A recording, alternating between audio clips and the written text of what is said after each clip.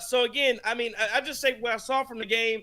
To me, just the effort level was not there. Really, and the starters were okay. I thought Memphis was hitting some insane shots initially, and then when the bench came in, like when Pat and Bobby came in, it just fell apart. About the only thing Doc Rivers did correct, the only thing he did correct was late in the third or start of the fourth quarter. He went to zone, and that was the only thing that was able to slow the Memphis Grizzlies down. And it worked for long stretches. You thought the Bucks were probably maybe going to win the game once they took the lead, and then it just fell apart because again, in part because Damian Lillard and the turnovers that he had, the poor shooting that he had. Malik Beasley shot blocked on a three. I mean, just some inopportune things happened late in that basketball game. But again, I give credit to the Memphis Grizzlies for playing the way that they played. And again, they did what they needed to do to win 113-110. But I'm not really talking about Memphis. This is more about the Milwaukee Bucks and how bad the Bucks played. And the last thing I say before I pass this thing off to you, JT, I don't know what's Doc's record now. Was he 3-6, 3-7 in his 3-7 in his 10 games with the Bucks? So he's winning at a 30% clip. I will say this: it's early.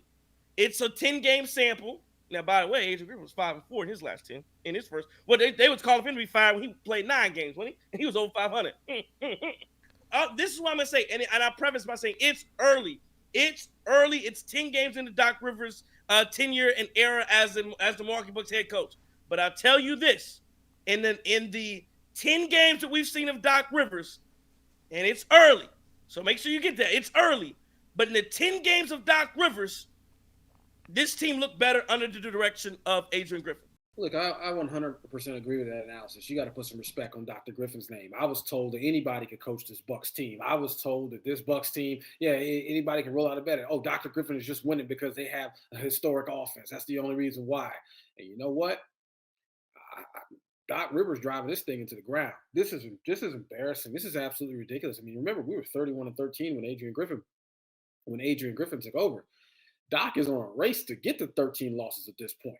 He might get to 13 losses before he gets to 6 wins. I mean, seriously, at this pace, that is 100% a possibility. The thing that kind of bothers me about this, too, and we talk about this, I don't want to harp on this too much, but we talked about the timing of this move and how all this, right? We question that if this made sense, because as flawed as the Bucks were under Dr. Griffin, the system worked to an extent, right? The win-loss category got right. At this point, with Adrian Griffin being 31-13, Doc, we got 26 games left in the season. I don't know if y'all did that math, right? We 35-21 at this point. We got 26 games left. Doc Rivers is not going to win 20 games with this Bucks team this year. It's not going to happen. I'm just going to tell you right now. There's no way, shape, or form. It's just not going to happen. The Bucks would have to go on some serious type of tear, and I just don't think we've seen that. Now, let's talk about tonight. We played the Montana Grizzlies, and they shot 50% from 3. We shot 25% from 3. You had Dame,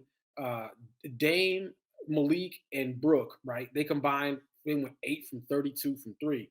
And I would call them the Blues Brothers, to be honest, but I think some of our demographic might appreciate the Blues Brothers. So let me not insult them by saying that, right? But these guys stunk. They absolutely stunk tonight from 3. It was embarrassing. At least Brooke chipped in 11 rebounds, though, and 4 blocks, right? So, yeah, that makes up a little bit for the tour. They at least mitigates it to an extent. Malik Beasley getting a shot blocked at the end.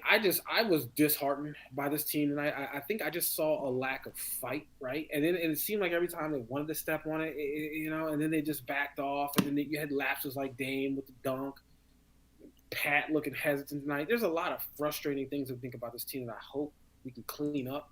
I could be on this all night. I'm on my soapbox.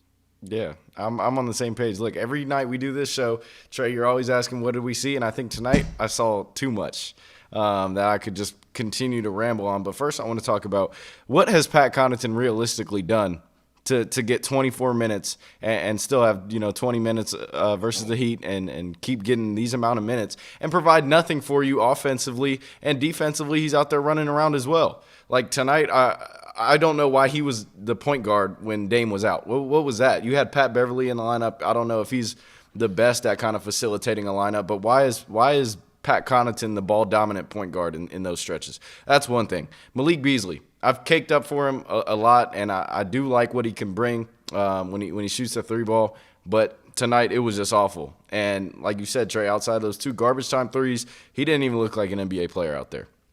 Defensively, a ton of lapses, and it just seems like we're always getting beat. People are just finding holes in our defense, and they're getting easy buckets, and there's no effort that tries to fix that down the stretch in these games. Like, there was Vince Williams Jr.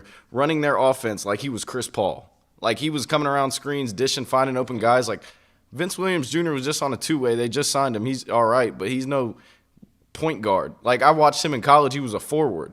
So, like, this is just a horrible performance from top to bottom. Let's talk about the final couple minutes. You had Damian Lillard I was going to wear my watch tonight. That was non-existent. Yeah. First off, that's like one of the little touch screens at the back. You hit that ATM and you hit it. You can't even see the lights on it. And you keep hitting the touch screen and hitting the touch screen. Yeah. Battery's not there. It's not charged. It's whatever. Because he really, I mean, you could argue he lost the game down the stretch for the Bucks. I mean, there was a ton of, obviously we missed a lot of shots and stuff like that. But he had that turnover coming off that screen. And then not only does he do that, we fight all the way to get back and get the opportunity to make a three at the end. And he gets blitzed off of a screen and just coughs it up. And those guys aren't first team all defense. Like, this isn't a great defensive Memphis team. So, I mean, I saw a lot of that. I would have liked them to go to Giannis a little bit more down the stretch. They didn't do that when he was out there cooking everybody no matter what. I think also a little bit of that is some unselfishness that Giannis doesn't need to have, trying to kick it out to open shooters, because these guys obviously don't have his back. They can't make a damn open shot to save their lives. So he needs to just take control at that point. Didn't do that, and then that's why you saw what you saw. But just super disappointing, like you said, Trey. This was an opportunity to at least create some momentum going into the All-Star break. And now we're just left with a loss to a team that had 5 players on either a 10-day, an Exhibit 10, or a two-way contract.